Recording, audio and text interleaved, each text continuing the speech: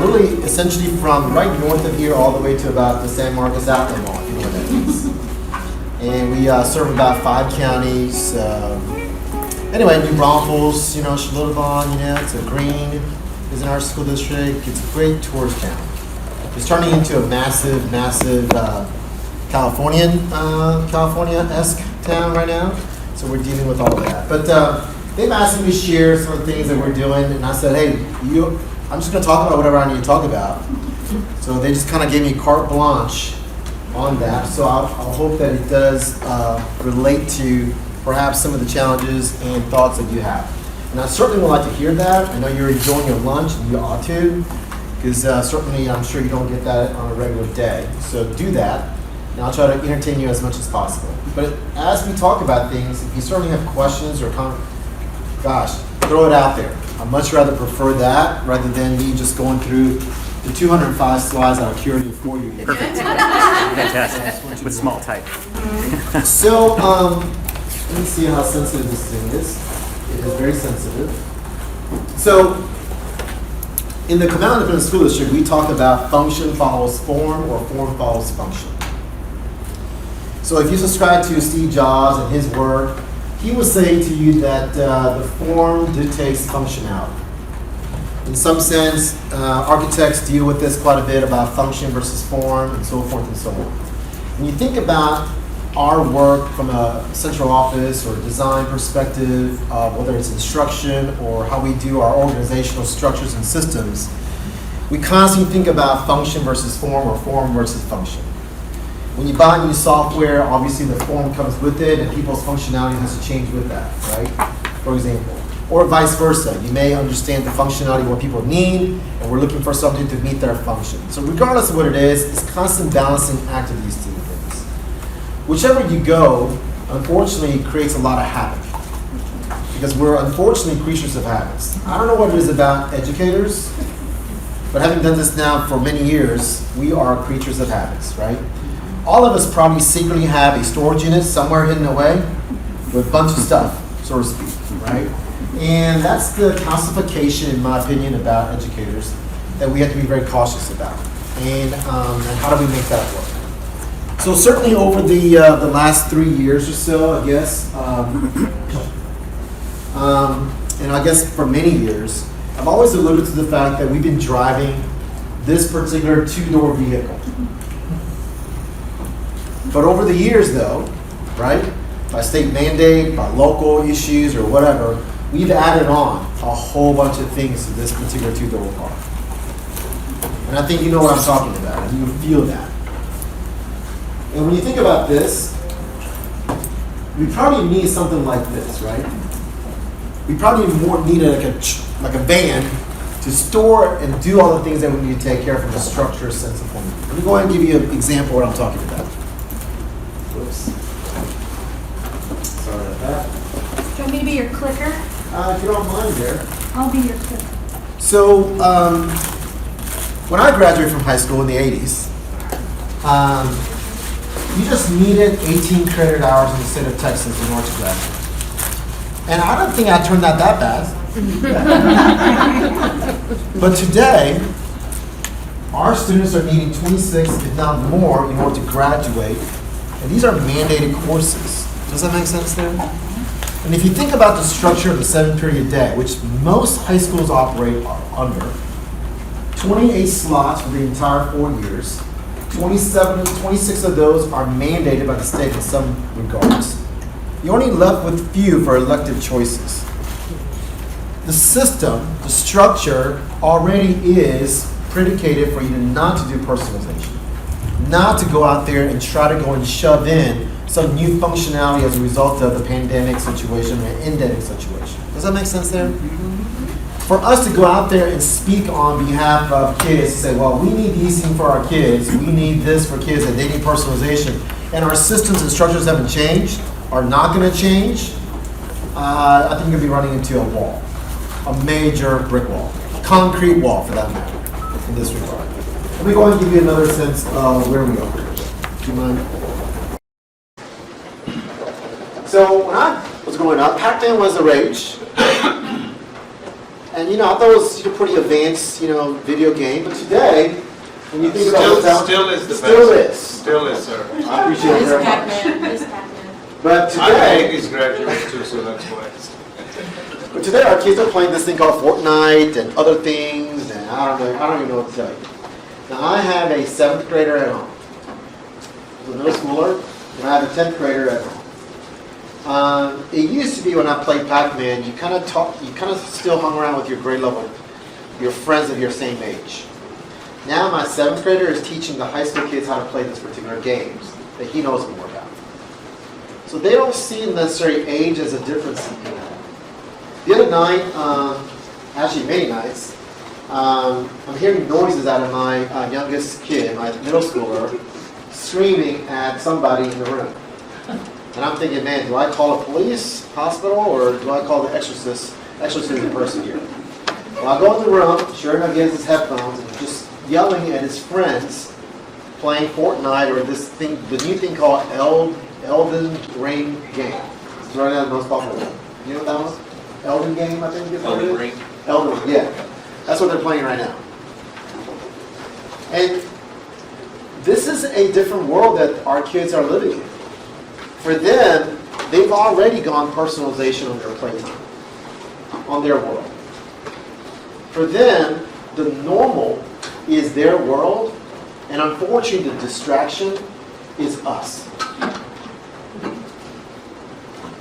We probably still sit around right here and say that this phone is a distraction. For them, school and homework is a distraction. This is a new norm for them. The difference of these two philosophies right now among all of us is a critical issue. For us to start thinking about how we want them to do things, it's already too late. We need to fold up and go home right now. This is a big issue.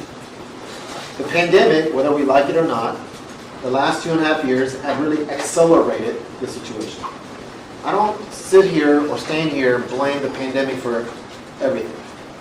The pandemic created an ecosystem or an environment, or it caused us to go into an environment that accelerated many of these issues. Now we're having to sort of figure out how to rearrange the chairs in the deck.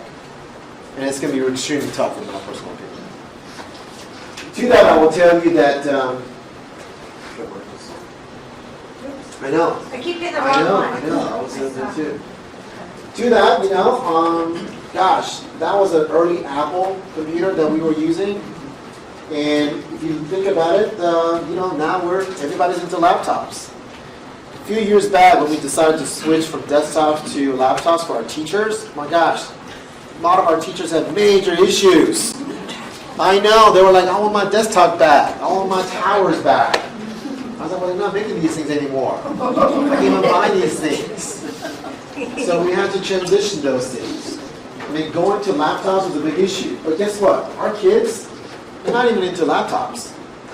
They're into this.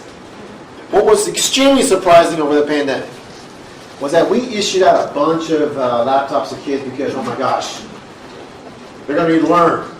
By golly, they need to learn from home, and they need to be remote learners and all that good stuff. So we issued out quite a bit. I'm sure all of you guys do the same thing. What I found out, though, kids were using their phones.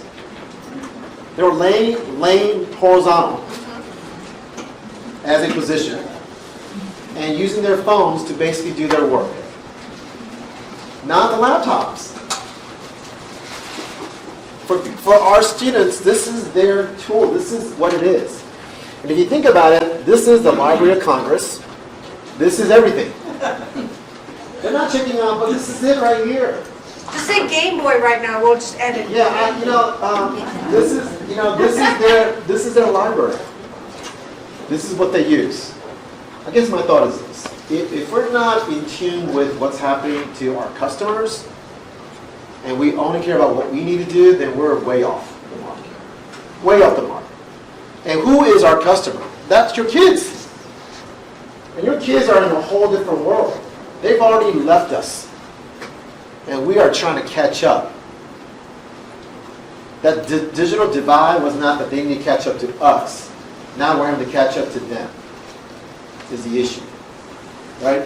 So I will tell you that on January the 14th, 2022, not a few months ago, I decided to come out of the school district. We decided to basically shut down our Wi-Fi network systems for all our kids. One, because it was creating a lot of inappropriate content I did not know about.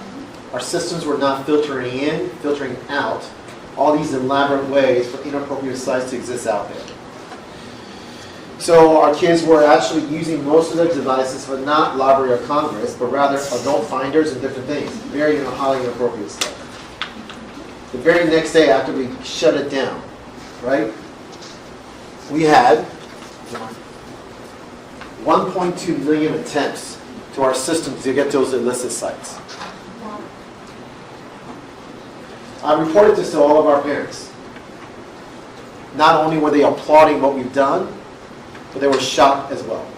Now you gotta understand, for those of you who are very technology savvier than I am, they can use their own data systems on their phone to get around our firewalls.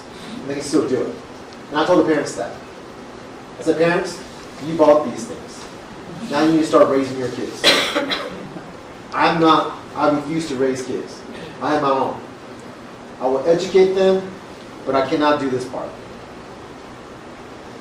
If we think that we're going to somehow educate and raise kids by way of technology, then you're fooling yourself. You're not going to ever get there. So you have to push back, in my opinion, and tell parents, I need you to grow up and be a parent and take care of your kids. You're buying this expensive phone that they have access to all sorts of things. And on average, in our school district, we talked to some of our high school students as a random sample size survey, 5.5 hours of TikToking a day. Those of you who don't know what TikTok, don't do it. I had this young lady, 8.5 hours a day of TikTok per day. I mean, if you don't think that's impossible, all you do is just sit there and just scroll through while you're pretending to listen to whatever is going on. All of this is not going well, in my opinion. Whatever we issued out as iPads, we don't issue out iPads in the Comal School District.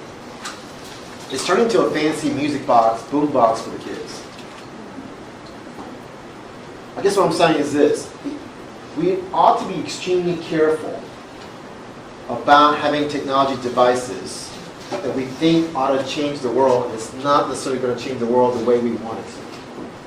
I think it still is very appropriate to have appropriate goals, what you want to accomplish, and it may not necessarily be the technology way of doing that.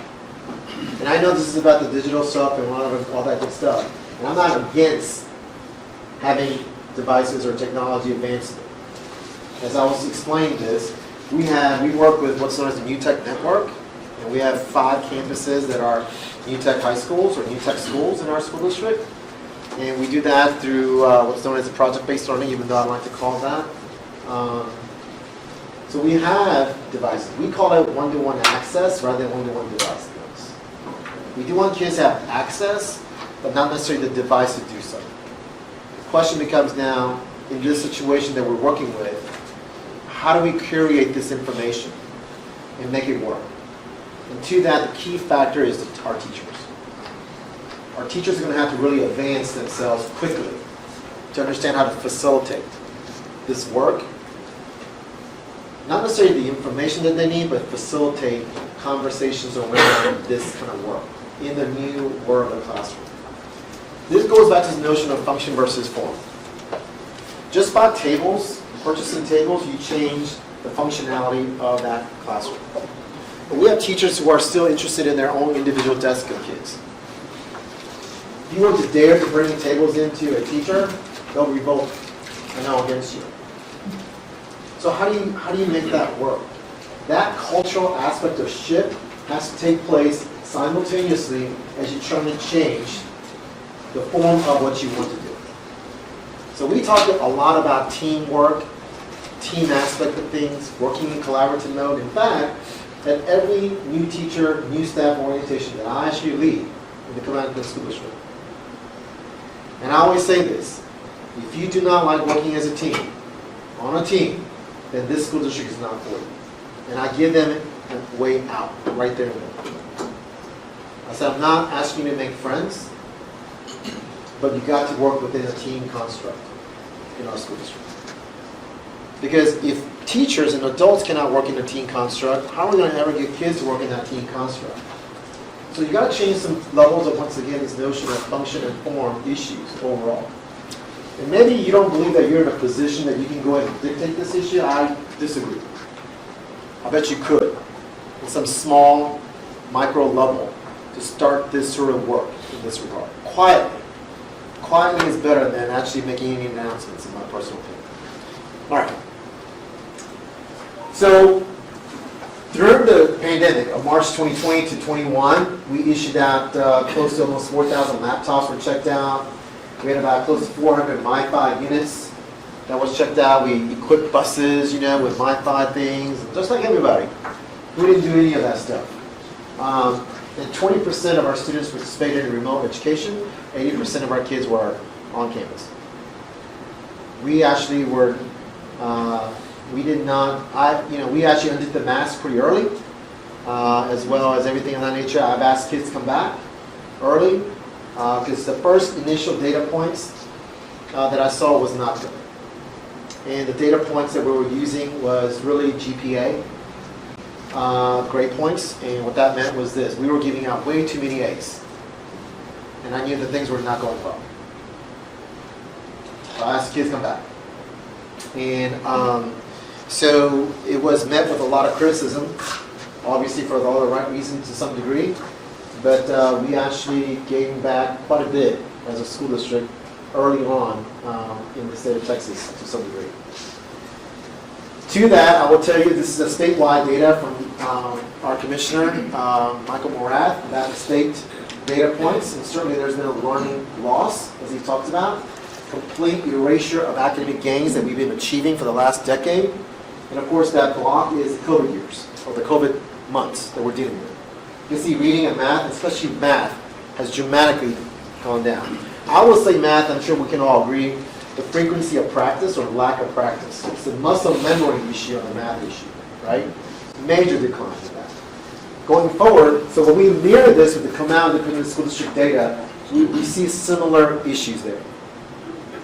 Overall, we actually were able to stave off huge declines overall as a school district, but certainly we mimic in terms of the data points that the state has as well too. The question always was for me as a school district was, how far are we going to get off the road? Are we going to just go ahead and get off to the frontage road and to the rest stop? Or are we going to go veer off into the country road and be stuck in the mud and not be able to come back?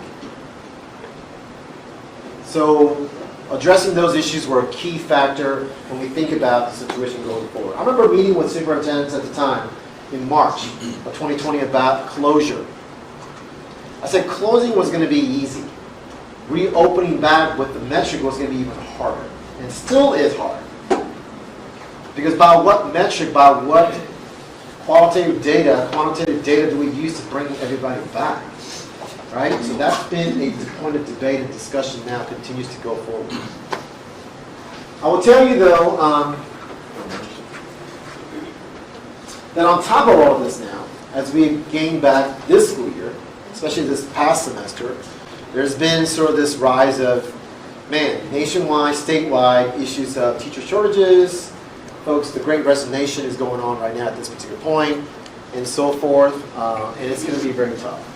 Statewide, I will tell you that close to about 3,000 teachers have left the profession or thinking about in the first half of the year and last school year. Out of that, though, a good majority of them are first year, second year, and third year teachers.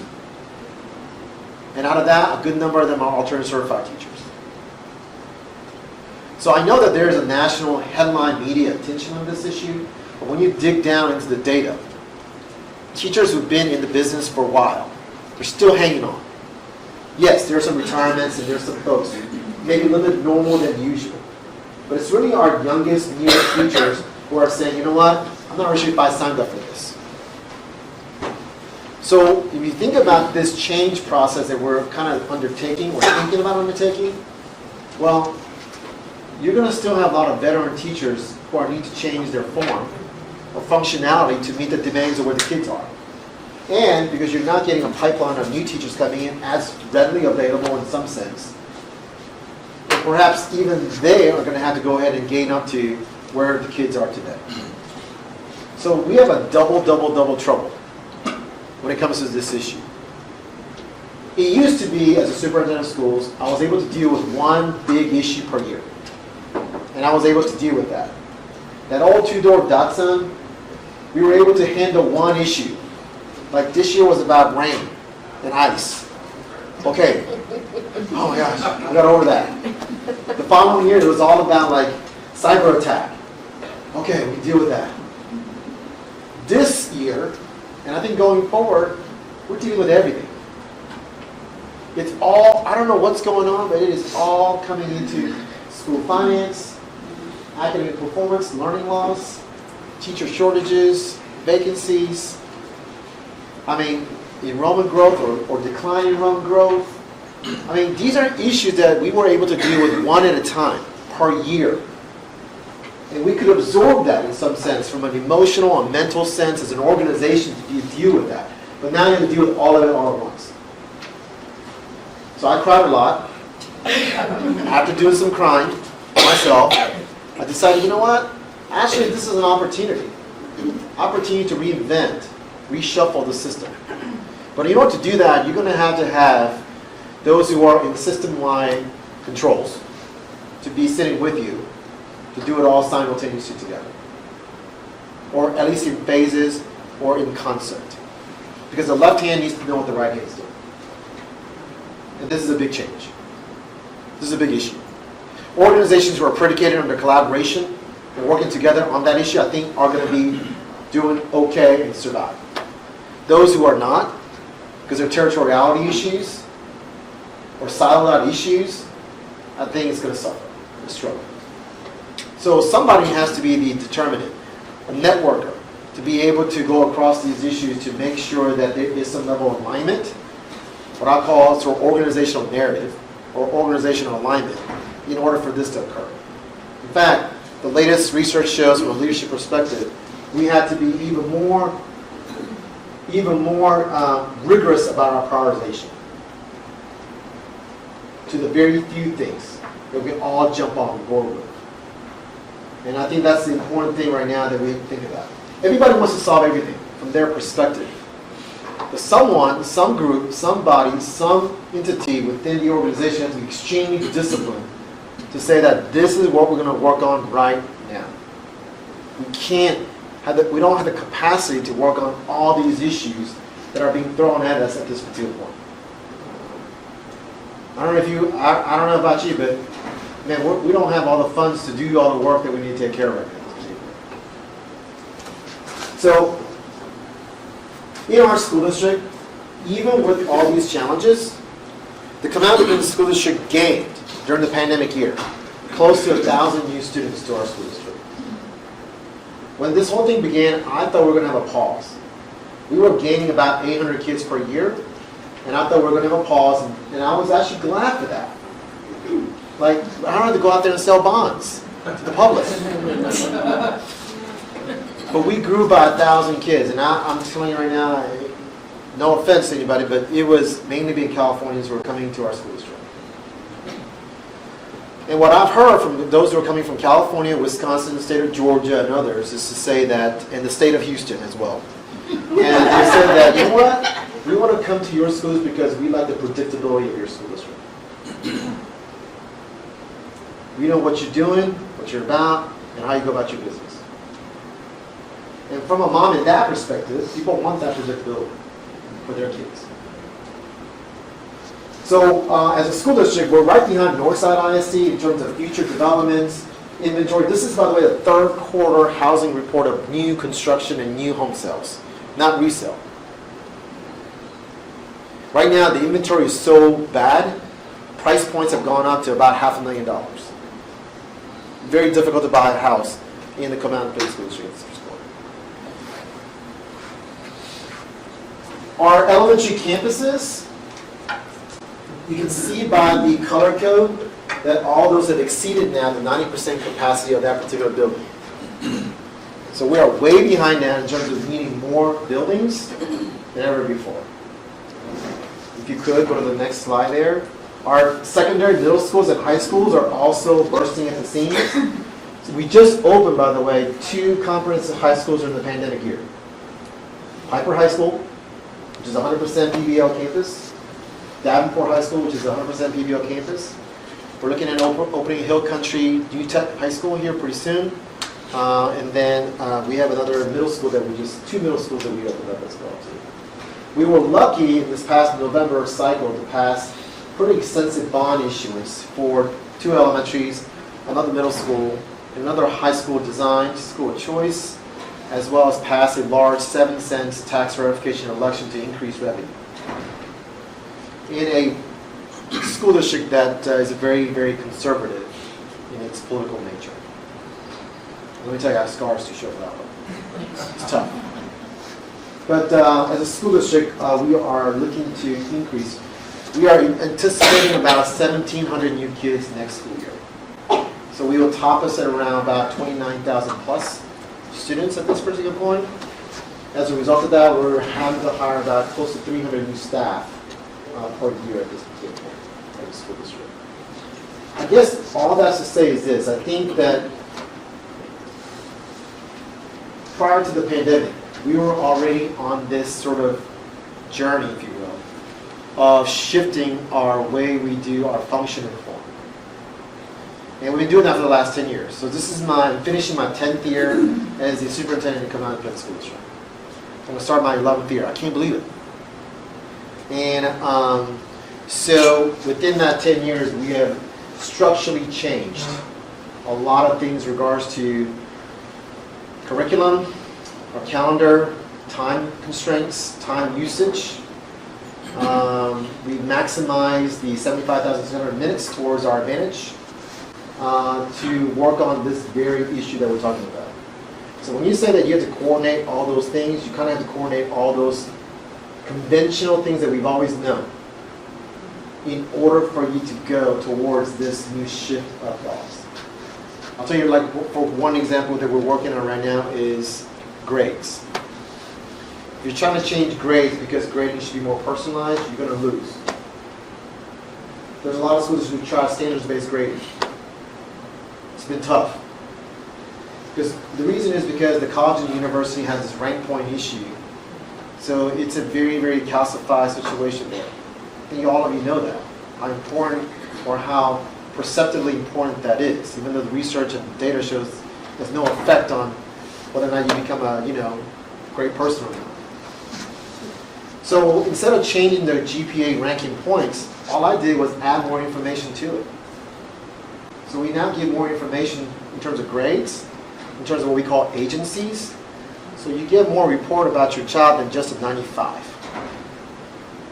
In terms of what we believe is to be communication skills, writing skills, whether or not there's self-advocacy, different data points. Does that make sense there? So I think once again, you can do this by looking at your conventions and not throwing conventions out, but actually leveraging some of those conventions by adding onto it and making a new goal of it. Right now, the other big thing that I'm working on is what I'm trying to eliminate all social studies classes. Yes, I know. I already got, see? Susan's already looking at me. How dare you?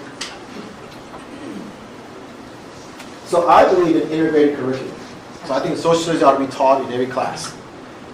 So how do I reduce the 28 credit issue, right, down so that I can add other classes for kids to be freed up to do other things, whether it's getting together to network, additional classes in NAVIC, time management classes, and so forth and so on. So the targeted group that I've identified is social studies, because I love social studies. But I believe social studies is the conduit, the backdrop to math, science, ELA, art, music, anything. So we're fast-paced working on how to go ahead and de-promote the social studies classroom and embed that within the curriculum. Now you can do that by filing a TEA waiver on integrated curriculum to do that. So that's kind of what we're doing, pushing forward with that. So once again, one of the things that we talk about in the Comal School District, in order to work for the school district, you have to know what's inside the box. If you come and say, I want to think outside the box with you, I will stop the interview and say, thank you for showing up. I don't believe in thinking outside the box. You have to tell me that you know what's inside the box. And all we do is rearrange what's inside the box. And to us, that's innovation. And that's what we mean by function informed and independent administration. To that, let me just stop right there and see if any questions or comments, because I'm done. And you're done with lunch. Yes? I think you bring the community along with you in this. Well, so by and large, the community is still very aware of the fact that, oh, my kids get a grade. My kids get a GPA grade. So once again, changing parents' thoughts, community's thoughts on these is going to take you a lifelong problem, right? So from their perspective, nothing has changed. So once again, this is my thought about using vocabulary that they're familiar with to just kind of redefine what those things are. And I think when you start talking very fancy educational stuff, people get afraid. So why do it? So I think that's a very important thing to take care of. At the same time, I will tell you that I work with our PTA structure, and I actually take my PTA members into all sorts of visitations all over. And we talk these concepts quite a bit. So I use my PTA structure quite a bit in that regard. So, because ultimately the parent buy-in about those things. The only thing that I haven't been able to get done in the last 10 years is I'm a big proponent of the trimester schedule. So that was the hardest thing when I first came in to try to make that work. But I'm let go of that. So it's the only thing that's on my thing that I'm trying to do. But anyway, I think someone has to really cultivate that leadership of the parent group. So we have a very elaborate way of working with our PTA structures and parents on these systems, on these issues. It's a good question there.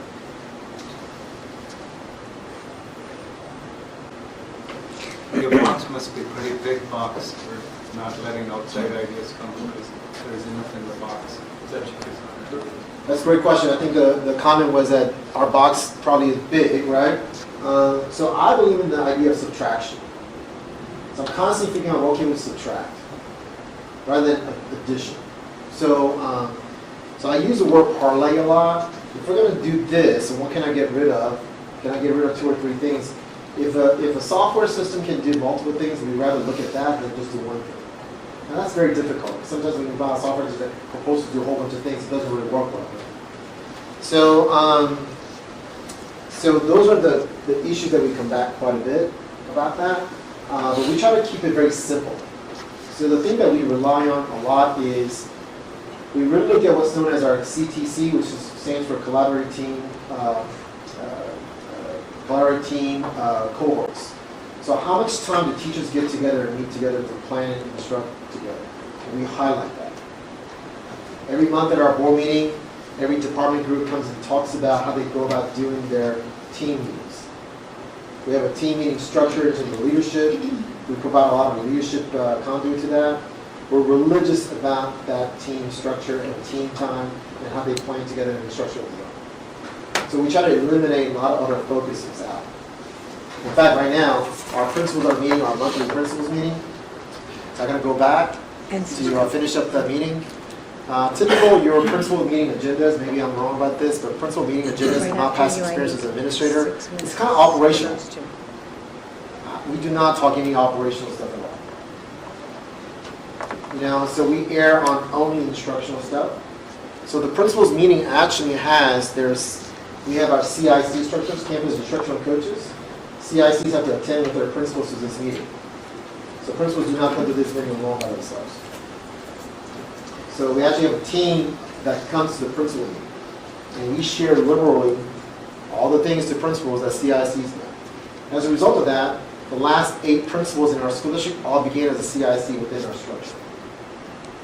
In fact, we haven't hired a principal outside of our school district since I got there 10 years ago. So we have now a kind of nice little sort of developmental chain in that regard. So I know you would think that, and I appreciate that feedback, but We only talk about very few things. Yeah, I think that the point you made is the struggle of most people. I come from the commercial, looking outside in, 11 years that we've been servicing the education industry. People don't know what to focus on. There's so much, and that becomes a big exercise. There's not many things you can focus on. It's not possible. No, it's not. So, and therein lies the leadership is how do you bring those things down? A few focus points, but also they need to have a lot of leverage in them. I know the big thing right now is SEO. I know what that stands for. I've told the board and I've told the community and the PTA leadership, I don't know how to do the SEO. I don't have enough resources to do SEO. So I'm not going to launch an SEO initiative because I don't have enough counselors. I don't have enough social workers. And where do you want to find the money for that? So I'm not going to promise something. So I go out there and just say it out loud. And now, don't get me wrong. Do I think the issues with dealing with our students and adults and teachers are important? Absolutely. But we're finding a different way of doing that than trying to say, well, let's go with the latest trend on this SEL issue. So that's what, right now, is kind of where I'm spending some time and some thinking around constructively. So I would just tell you that there's got to be some level of discipline within the organization that creates sort of your focus. And I think the discipline is the important part. Education, unfortunately, we just do everything. We want to do everything. Most businesses, you spend some dollars, but you always have some dollars in reserve. Education, we don't. We spend what we get, and then some. And there's no reason why there's no such thing as R&D in education. And so I think it's got to be very important to be disciplined about this situation. A good comment there. Comment. Can you mention a little bit about what you were telling me earlier about the actual form inside your buildings, the new ones? Yeah, so if you want to come to our new high schools, Piper High School, it's not far from here, as well as Davenport High School. We redesigned that in 2012, 2013 actually. So it's come to its fruition here after the 2017 bond initiative. So for example, one of the things I was sharing earlier is that we decided to use what's known as a Bullpen Model. And I think Round Rock ISD also has that. What it is that our teachers do not use our classroom as their classroom, as their classroom. So we built the Bullpen. So imagine this room. We have their offices essentially in here. With a little conference center, the entire wall is white wall, with a coffee center in there. So they collaborate. So by sitting next to people, within cross-content, by the way, we naturally get them to cross-collaborate thematically on issues. So, and then what it does is it increases your efficiency usage of your building. Because in a high school, at any given period, the teachers have an off period, right? Then we don't use that classroom space for a classroom. So typically, your high schools, your efficiency rating is about 60 to 70% usage on a given period of time. We started to increase that to about 85 to 90% usage. So teachers literally go to that classroom to meet their kids, if that makes sense. Just like a college atmosphere in that regard. So, and then there's some other functionality. The other big thing that I'm a big fan of is we decentralize the libraries. So the library is not encased in any walls. The library is actually a hallway. So you have to walk through the library as part of the hallway to get to your cafeteria or wherever else. I think libraries are the most wasteful square footage by usage and by cost in any building. Because the libraries are not open the first 10 days of school and it's closed the last month of school. So by square footage by cost is the most expensive. As a result of that, your cafetoriums at the elementary are the most cost effective from a usage perspective by cost. Does it make sense there? So if you want to reduce that, I reduced that footprint quite a bit. And we also eliminated purchasing of non-fiction reference materials. Go look at your library budgets. Why buy books about sharks when kids are not checking out that book about sharks anymore? Right? So we have sort of computer, sort of network kiosk where kids can interact. So once again, usage, you get dollars, your time, and so forth. And the location of the library also is central to the classrooms. So the kids can free flow out and use that as a research center. There are three concepts I was explaining earlier that we kind of talk about not only this issue, but the concept of research, the concept of production, and the concept of presentation. So whatever your environment that is your learning space ought to have a research component. Kids can go and research whatever they need to research and learn and so forth. They need a space for production. But if you think about like an artist, like a musician at South by Southwest, for example, musicians, they may record a music on a napkin in an alleyway or a bar or whatever, but then they rent space in the studio to record, and then they rent another space to present what they've done. That's how it real works.